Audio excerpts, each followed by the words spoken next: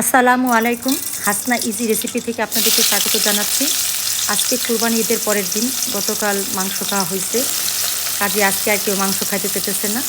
এজন্য আজকে আমি মলা ভেলা মাছ, এটাকে আমি সবজি দিয়ে আলু আর ছাদ বাগানের কী আনলাম, পোশাক আনলাম এনে, যদিও এভাবে আর কি এই মাছ দিয়ে সাধারণত বেগুন দিয়ে আলু দিয়ে ভালো লাগে, বা শুধু পেঁয়াজ দিয়ে ভুনা করলে ভালো লাগে। এখন ঈদের পরের দিন কোনো সবজি টবজি কিনে রাখি নাই, আমি তো পাঁচতলায় থাকি, একবার উঠে আর নামতে ইচ্ছা করে না। এই জন্য যা হাতের কাছে পেলাম, বাগানে যা আছে সেটা দিয়ে আমি রান্না করলাম। তবে খারাপ হয়নি, ভালোই হয়েছে।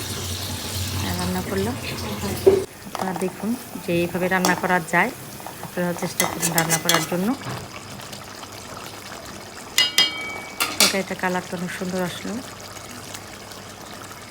আমরা মরিচের গুঁড়াটা মিডিয়াম খাই, কিন্তু হলুদটা একটু বেশি খাই।